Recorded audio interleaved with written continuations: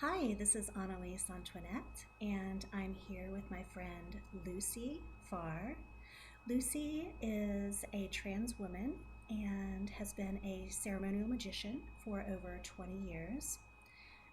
Her type of magic has been across the spectrum from chaos, ceremonial, folk magic. She does a fantastic mix of all types of things. Recently, Lucy has also transitioned to more of a mystic.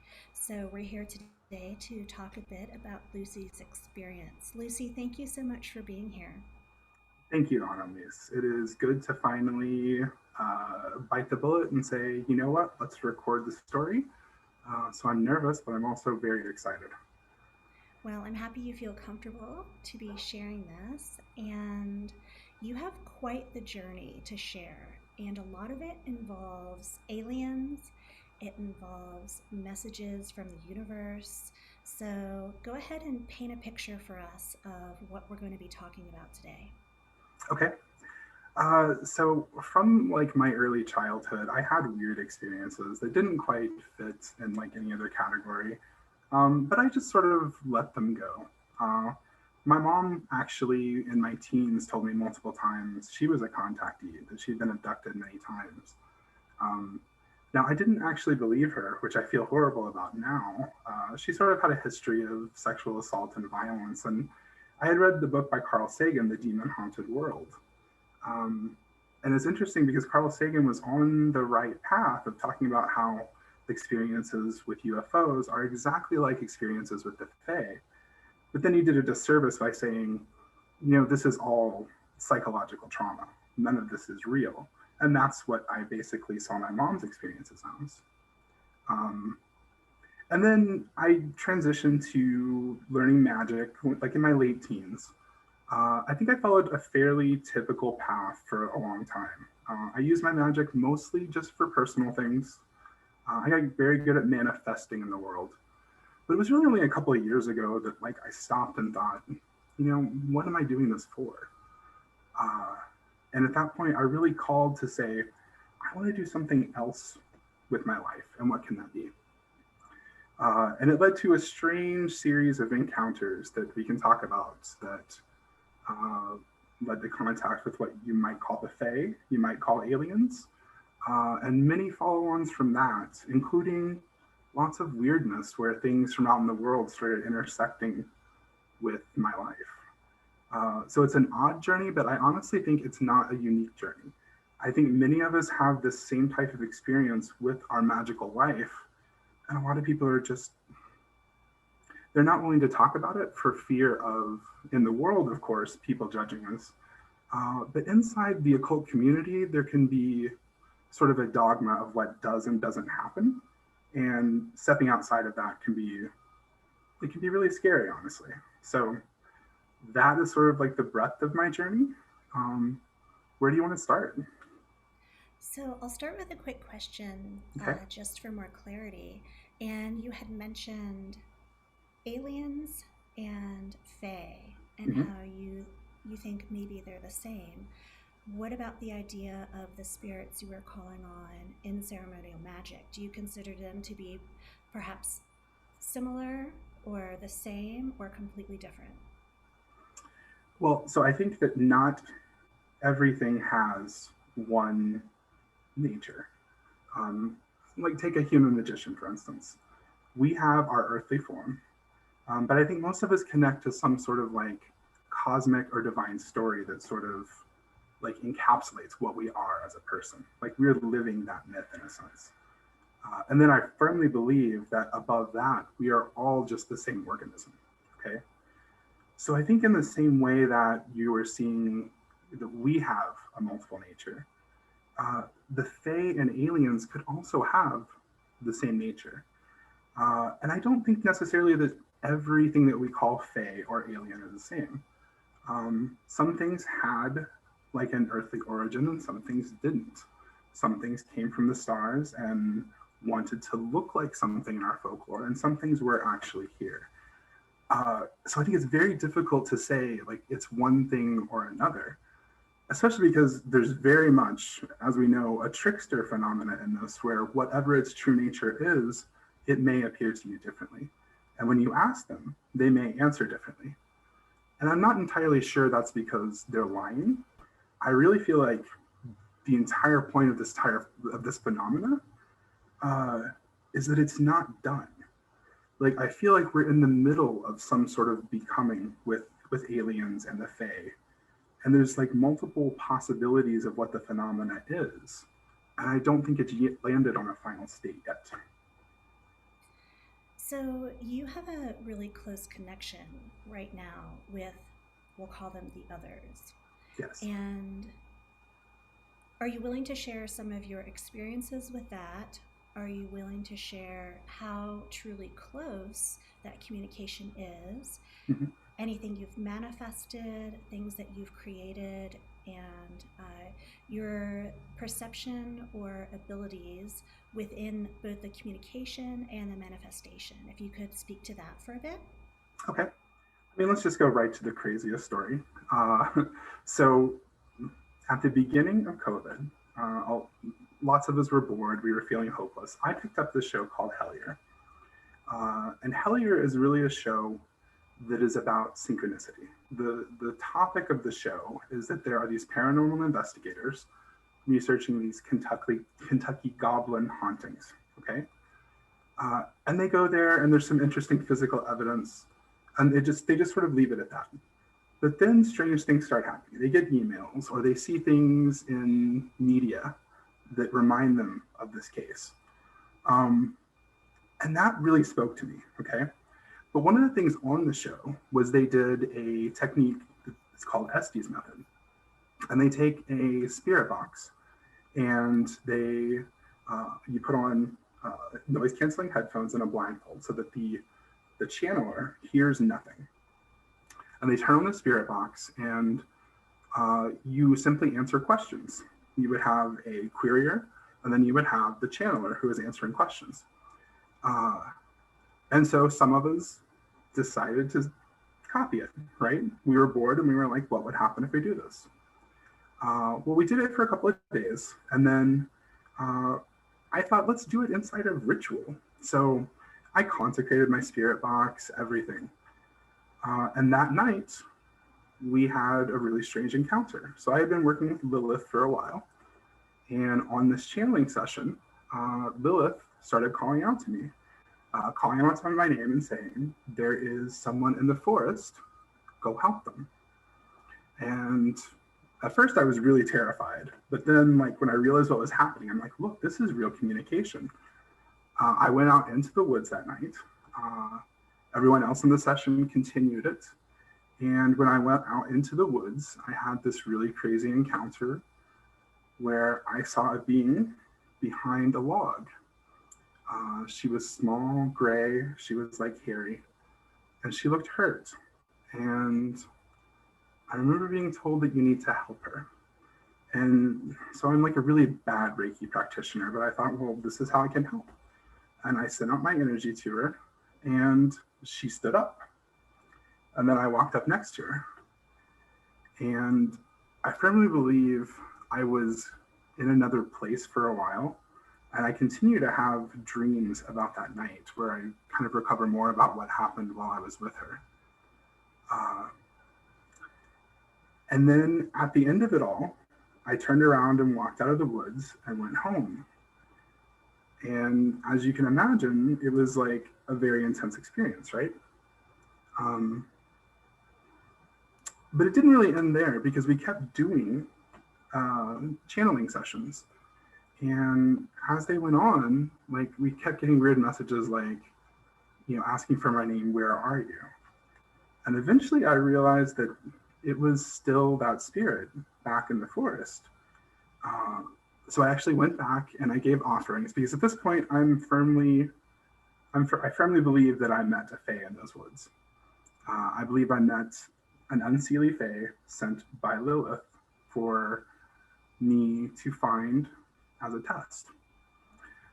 So I went back and I gave many offerings, and I had gotten this stone sort of given to me by nature, and it was an odd stone to wind up just sitting on the ground outside of my apartment.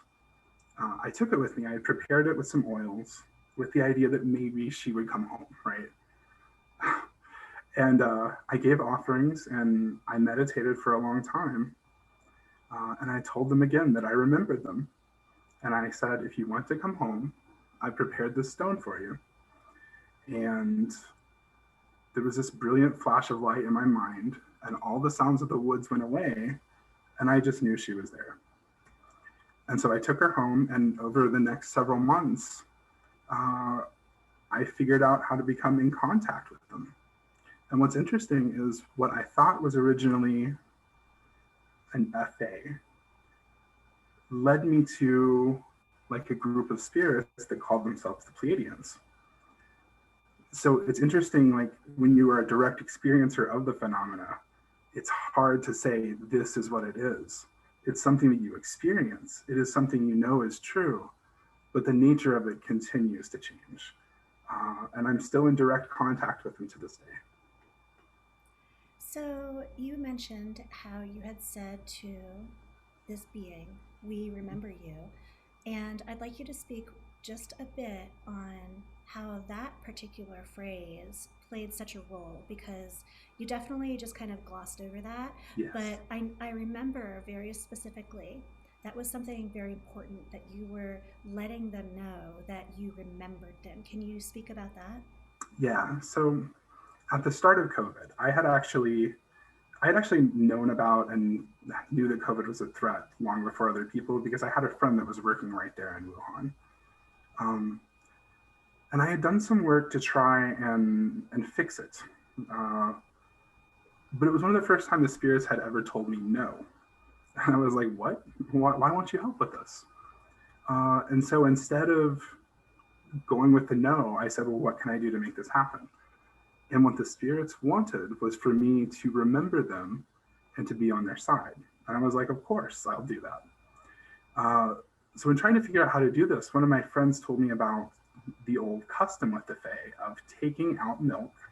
It used to be that children did this all the time. So you would take out milk to your back porch and you would like meditate or just very simply say, I remember you. And it's sort of like when you feed an entity and when you remember an entity, it will come for you. So for a few weeks before that, I had been doing this every single night. And before this incident, I thought I had actually seen something in the woods before. So it's the process of remembering the spirits and saying that you know that they're real and honoring them that I think brings them back into this world. And just to clarify, because I'm hoping listeners won't feel like afraid to perhaps do that because you had used the phrase they'll come for you. You don't necessarily mean that in that they'll come for you, like they'll come to take you and beat you up. It really means they'll visit with you. Is that correct? Absolutely. I do want to clarify. If you do not want to be abducted, you will not be abducted. I'm one of those people that just can't leave anything alone. If there is a possibility of experiencing it, I'm going to. So no, I think what will happen to a person who honors the Fae, honors any spirit like that, they will be blessed, and I think they will come into communication with them. But it doesn't necessarily have to take the, very disruptive form that it has in my life. Can you speak a bit to the nature of your relationship with this being that you originally thought was Fae that turned out to be, did you pronounce it Pleiadian? Yes. So the Pleiadians in ufology are a group of advanced beings who go around the universe and they try and help civilizations when they are at a point when they're ready to evolve. My particular spirit, and I would consider her a familiar. She's more than a familiar. I have bonded my energy with her like we are 100%. I have a Fae wife. I'm just going to say it. I work with her very closely. I talk with her every day. We travel together. We do magic together now. So for me, it became much more than I just met a creature in the woods. I literally bonded with the spirit. And I think that has sort of led to me being not entirely on this earth anymore, if that makes sense. It doesn't make sense, but that's sort of the way that it is. Uh, they led me, a group of beings who I would call the unseelie, led me to a group of higher beings throughout the universe that call themselves the Pleiadians. And I still work with my fae as an unseelie fae, as a Lilitu or a succubus. But I also do work with the Pleiadians to try and enlighten our world and also all other worlds towards a higher state of consciousness. So again, like, is my Lilitu a Pleiadian or not? I don't know. We all work together. I feel like we're all working for the same cause. And in the end, I'm not sure that the labels matter as much as the work. Well, I'm glad you said you weren't sure the labels matter, because I was just getting ready to ask you the difference between unseelie, fae, lilitu. There's a lot of words going on there that I think Right. many of us are not familiar with. Well, so let me define like the Lilitu. So I work with Lilith, and her story is that she is an ancient goddess, originally a screech owl, and later her story kind of got wrapped up in with that of Adam. But she has these children that she bears called the Lilitu, which literally means owl. And owl synchronicities were everywhere at the time of this encounter. It also birthed the idea of the succubus, the spirit that will come and take your energy and then sort of harvest it. My impression of what the Lilitu are is that, all of the Fae have some sort of nature connected to something like Earth. So like a Seelie Fae, like a good Fae, a summer Fae would be connected with blooming flowers, with things like that. The Lilitu have been, in my mind, spirits of decomposition, of fermentation, of taking what is already there and recycling it into something else. So I think that's really their nature. It's not that they're bad or hateful, although I'm sure that there are other entities out there that are. But their nature is really to take the things that are there and change them to be something new. So that's really what the Lilitu have been for me. Now the Pleiadians, in my mind, they operate at like a higher level, like they come from elsewhere. Where that elsewhere is it a planet in the Pleiades cluster? I haven't been there yet, but that's the ufology lore. I can just tell you that they talk to me. Do you consider yourself to be Pleiadian or suspect? I think that we all have some sort of divine nature. I do suspect, yes, that I have what you might call like alien DNA in my physical body. I am still exploring the nature of that, but I have good reason and experience to believe that that is the case. So you have mentioned recently that you have been aware of the bigger picture of what is quote unquote going on. So can you share with us what exactly is that bigger picture? Is this a message for humanity? Is this a message for Lucy? Is this a message for those just kind of in your sphere and your reference? Or tell us more about like what is actually going on when you say you understand now the big picture? I think that there's things going on at multiple levels. If you look at any religion, it almost always goes back to the fact that we were once in a pure state and now we're not. And originally I used to think that that was not correct, but I've seen that pure state now. I've seen like what they talk about with the samadhi, where we were all just one creature. And I feel like something happened that separated us all. And over time, we were just one energy field, and then like one atom got more energy and it swallowed something else up, okay? And there's been this like downward spiral, and like consciousness is really separateness, and that separateness brings us pain, and pain has like defined us for so many thousands of years. um, and the other thing that came from it is that, once we're not just single cell organisms who were in ecstasy, we had to reproduce. uh, and if you look at like the history of humanity, it's really the history for control of the womb. uh, because literally, if you control who is born, if you control who is allowed to have children, if you control who is allowed to live, you control reality, because those are the only minds that exist. So what I feel like the message is that they are trying to tell us all, look, the universe is broken and we are all in it to fix it.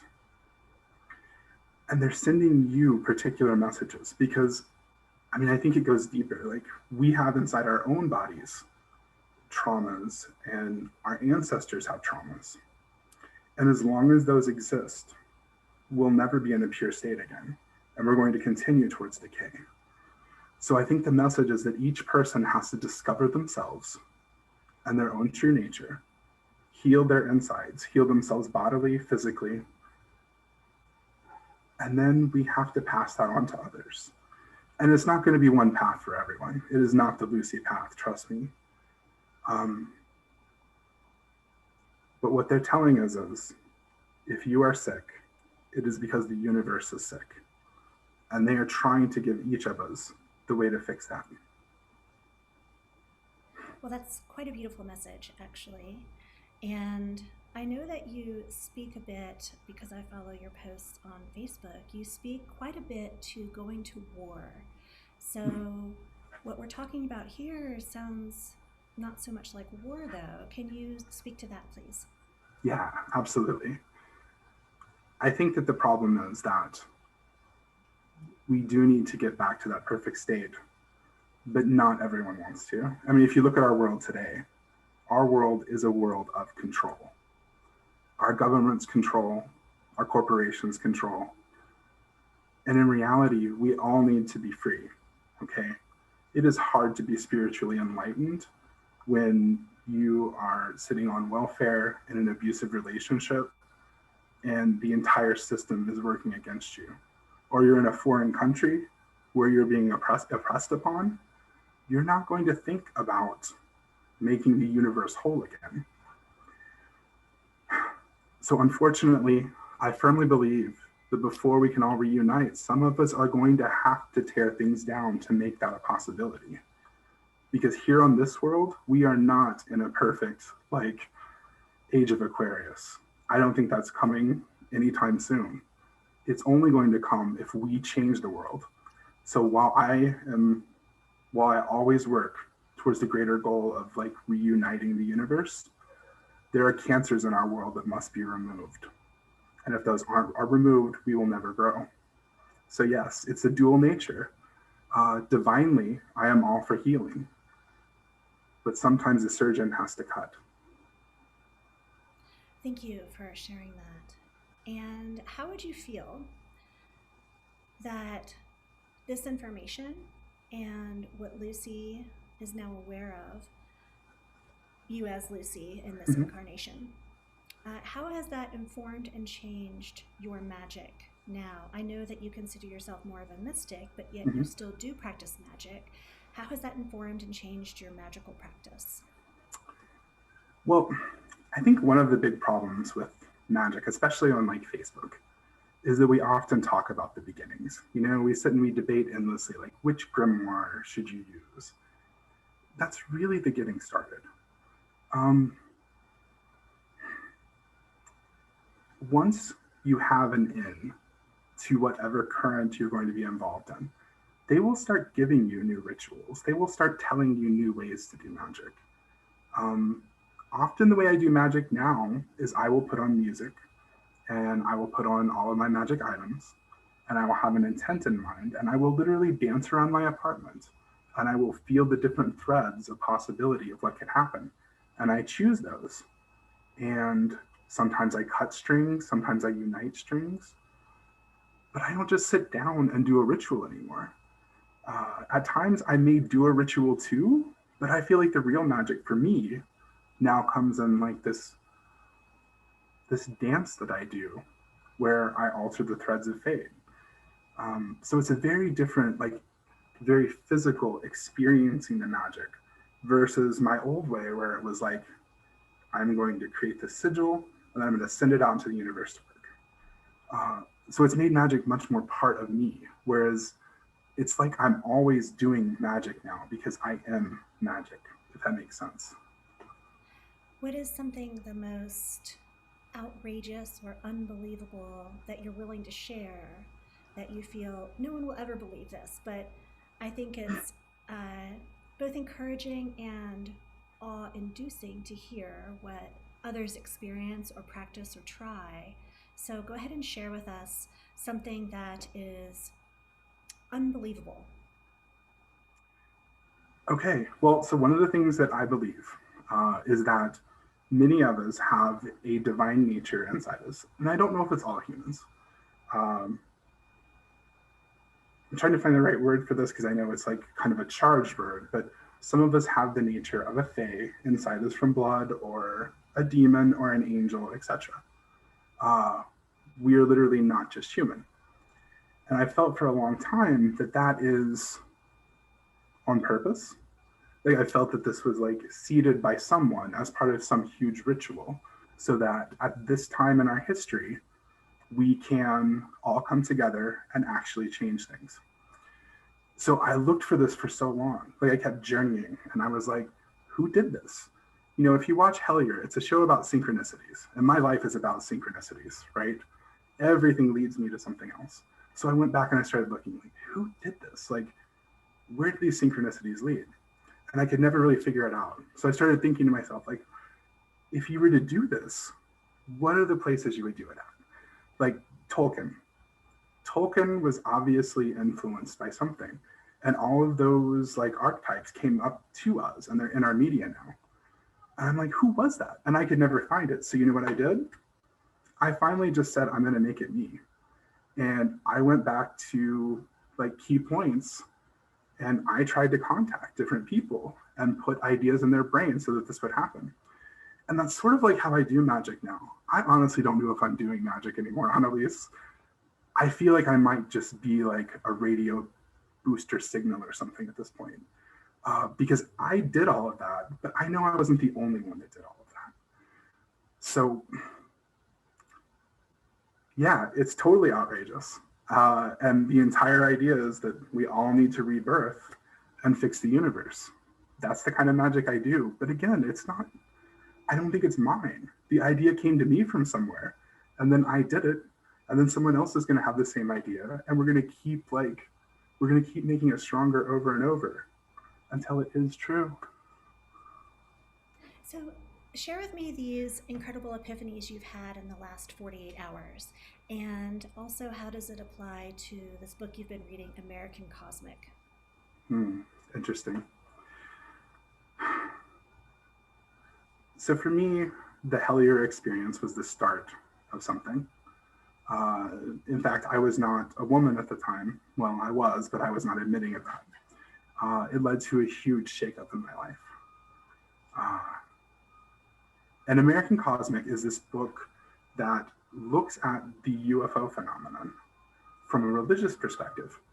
And it's very, very interesting. There's kind of two books. Like a couple of years ago, Real Magic by Dean Radin came out. And I was like, okay, this proves it. Anyone who is going to doubt me now, I'm like, look at this book, it's real. And these experiences, I've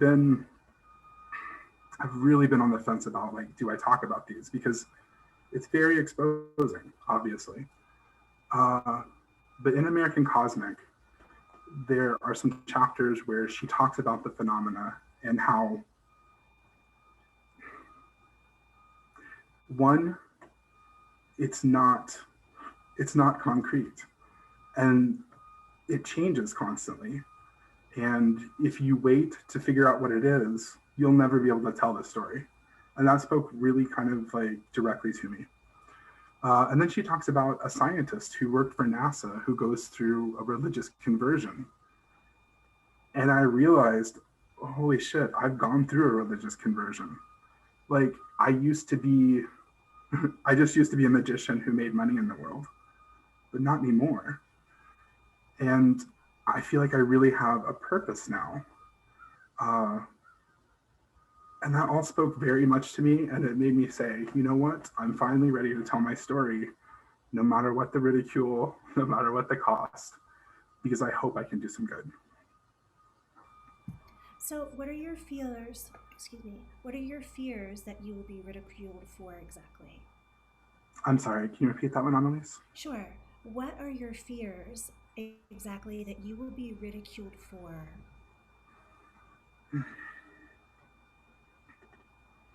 I don't know. Honestly, maybe they're unfound at this point.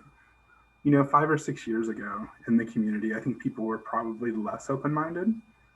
Uh, but with all of the weirdness that's happened in the world, I think maybe people are willing to open up now and say that, look, all of these other experiences are valid, they are part of the occult, and then try and understand them. The fear is always, of course, like, look, you're not really a magician anymore. You're just crazy. Uh, but I can tell you that my experiences were real. They've changed my life. They've made me a better person.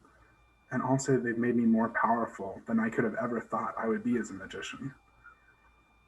So I think the fears are all just like base human crocodile fears. I hope people hear what I have to say and then go explore.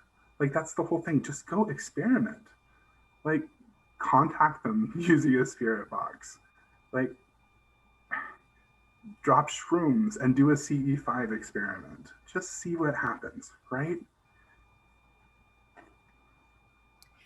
So, did you actually have alien or UFO encounters as a child yourself? Maybe, I mean, it's tough because when you look at those experiences, it's through the mind and the memory of a child, right? But I have one very powerful one that I remember. It was like, I am certain it was Christmas Eve, because I looked outside my window and I couldn't sleep. And I saw like this bright star. And I thought, oh my gosh, it's the Star of Bethlehem. And it like hovered there for a while. Well, then a few minutes later, something that seemed like Frankenstein in my child's mind tried to come into my room. And I saw it and I was very terrified. And right then, an angel came up out of the floor and he hit it with its sword and it went away. And he turned to me and he said, I'm Michael. This is a good example of the phenomenon. Like, the man who was supposed to be my birth father was named Michael. My middle birth name was Michael. So it's like, was I protecting myself? Was it like a memory of my father? Was it just a lucid dream? I can tell you it's very, very powerful and it feels exactly like my later encounters. So it's really difficult to tell. Well, thank you for sharing that. And what do you feel is the percentage or likelihood of a UFO experiencer, those Venn diagrams overlapping with the Venn diagrams of people who would consider themselves magicians? I mean, that's the problem. I think right now it's really low. It's either really low or nobody's willing to talk about it, because I've heard very few stories and I've tried to be somewhat open. And after this, maybe I'll hear a lot of experiences. I hope so. I want to hear all of your stories too. But it seems like the Venn diagram is very small. Like, you have people out in the world who see it, but then they don't have. As magicians, we spend like countless hours belief shifting and saying, like, what if I was in a world only made of red? That sort of thing, right? We train our minds and our spirits to question and be able to perceive things in a better way. So I feel like magicians are the ones who are in the best place to look at this phenomena, but nobody wants to interpret it as such. Like, if they talk to a spirit, it's literally like, this is just a spirit, instead of being open-minded. Maybe it is the spirit of a dead human. Maybe it's the god of a star several light years away. I don't know. All I know is that I experience. And as magicians, we have the tools to follow the story the best way. Uh, so I'm hoping other people will do it too. But right now, I feel like that percentage is very small. So, where do you see your magic progressing from here, or your mysticism? Well, I mean, at this point, my journey has become one of I'm not so much concerned with the stars anymore. I feel like I've done some magic that's really transformational in this world. And it's now my time to focus on this world and make it a better place.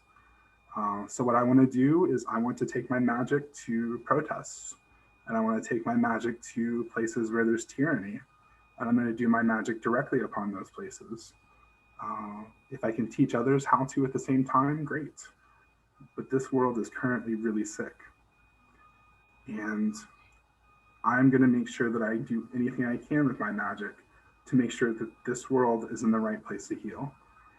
So I feel like all of this weirdness is never going to stop, but I feel like I'm finally down in my own body and I'm ready to make changes in this world that are important. So, I'm sure for folks that may or may not be on the same path or in the same situation as you, this could feel extremely overwhelming because what you shared has been pretty intense and pretty outside what is considered the norm. So, what are some things you could share that would either give someone hope or that inspire you in some way that help you keep going? Like, what makes this worthwhile? Hmm. Interesting. Why do I do what I do? First, your magical path is 100% negotiated with the spirits. Everything I've gone through, I asked for. Uh, I wanted to experience magic in a much more direct way. I wanted to be an oracle. I wanted to see everything. Uh, is it scary? Yes and no. I mean, really, what you're doing is you are saying, I'm going to become my true self. And then you allow the spirits in that are going to make that happen. I don't think you can do the kind of work I'm doing in a way that's deceptive to yourself or to them. This is very much a personal, negotiated path of magic. And I can tell you it's so rewarding to build a relationship with the spirits. I think there are a lot of caveats to how you do that. If someone wants to follow my path, the first thing they need is they need a very strong magical protector. So don't go out and start trying to unite your energy body with another spirit until you form a very strong relationship with a spirit that you know is always going to have your back. That's the most important thing. But once you have that, yes, you can start walking this experiential path. You can invite the spirits directly into your body and experience them. Uh, it's amazing. It's ecstatic. It, it's undescribable, honestly. Uh, and for the wrong person, it's going to be very terrifying. So you need to be very clear with yourself, like how far would you go with this? What are your fears, and work through those slowly. Um, but once you get there, it's very I can't even describe it, Annalise. Uh, it is the greatest high I have ever had. Any drug, any magic ever. So, you had mentioned how important it is to have a spirit that has your back.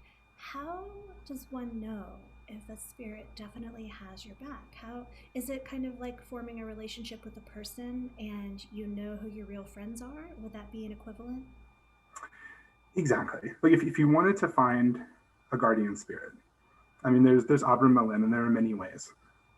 But here's what I would do, and honestly, it's what I did. I first looked to myself and I said, like, what is my nature? Like, what am I really? And you have to be very honest with yourself. Do not deceive yourself and be like, I am Thor the Thunder God. That's not going to happen. Okay, you have to be very clear about your negative and your positive. And then you start thinking like, well, what spirit sort of embodies that? Always do divination on it. But divination is honestly not even as important here. You have to really look and say, does this nature match my nature? And then the second thing is, if you're being true to yourself, you watch for synchronicities. And if you pick the right spirit, like if you're like, take Hecate, if you're like, I really would like Hecate to be like my guardian spirit, you'll find Hecate insert herself into every part of your life. And that's how you're going to know that it's the correct spirit for you. And then once you do that, you start setting up a relationship with them. I mean, you start by like figuring out what does that spirit like. You buy those type of fruits that are associated with them. You set up an altar to them. You begin praying to them. Typically, a spirit will come to me in my dreams first. And then if they tell you to do something in your dream, do it. I mean, it's a slow process of becoming associated with a spirit. It's not like 0 to 100, okay?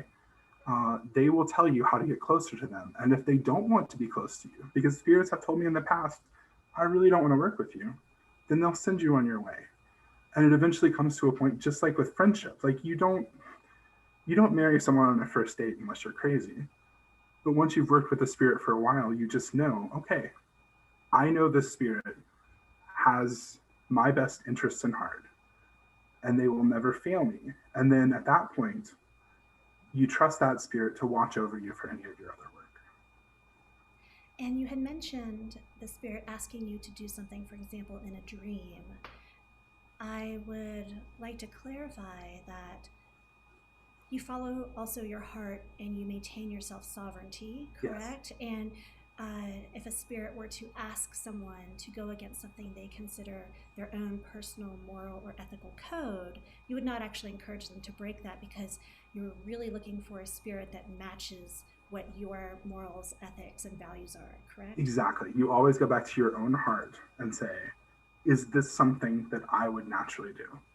Okay. And that doesn't mean, like, we all like to pretend that we're these loving divine beings, right?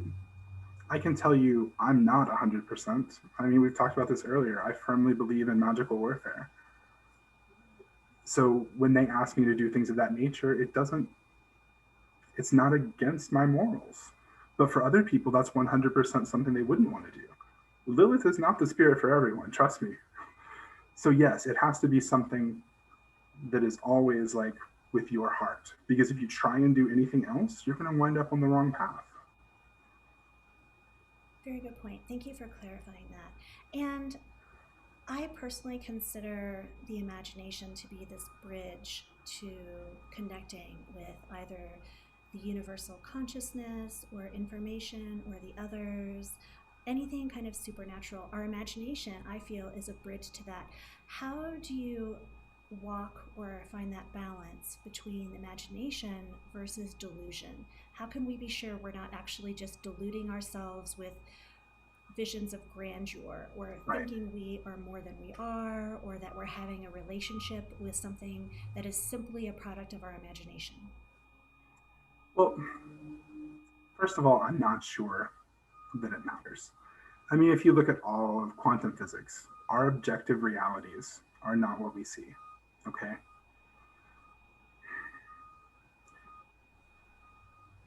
The stories and the myths that we write when we are doing our magic are just that. I mean, we are taking and we are writing new myths about this world. We are literally creating that reality. When they're in our minds and our dreams, some of those things will come to pass, some of them won't come to pass. Those things that come to pass, you'll know that they do because you'll see a physical change in the world. You will see odd signs and you'll be like, how is that possible? So it doesn't matter what happens in the mind.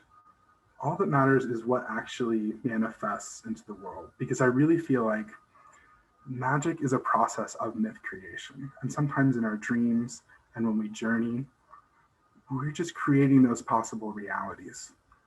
And what we consider the objective truth is what we're going to see later. So that there's this whole chasm between this is mystical experience and this is magical. I don't think there has to be. I really think you take those two sides and unite them. And if you do, you're actually going to see that you're a lot more powerful than you thought you were. So, before we wrap up, is there anything we haven't yet covered that you were looking forward to speaking about, or any last minute things that you're inspired to share? Well, I mean, I did want to say I am in the process of writing a book. I'm not out to sell this book. I'm going to give it away, honestly. I'm going to show everyone the process from start to finish of what I learned. And if anyone wants to walk this path, then I will show them how. Um, it's not a path for everyone. I'm not saying we're going to get rid of like all of our Solomonic magician like brothers and sisters. Uh, but it is another way of working with the spirits. It's a very rewarding way. Um, so I want to tell other people how to do it if they want to. That's it. That's my story. Lucy, do you have a name for your book yet? I'm sorry? Do you have a name for your book yet? It is going to be titled The Anarchist Spellbook. Oh, nice. Okay, and where can people reach you? So on Facebook, I'm Lucy Farr. I'm on Instagram, ITSLUCYFARR. It's Lucy Farr. That's also my YouTube channel. And that's it for now. Great. Well, I really appreciate your time. Thank you so much for being willing to share all these experiences and being vulnerable to come forward and just kind of be yourself. And I appreciate your time and you and just being here. So thanks so much, Lucy. Thank you very much, Annalise.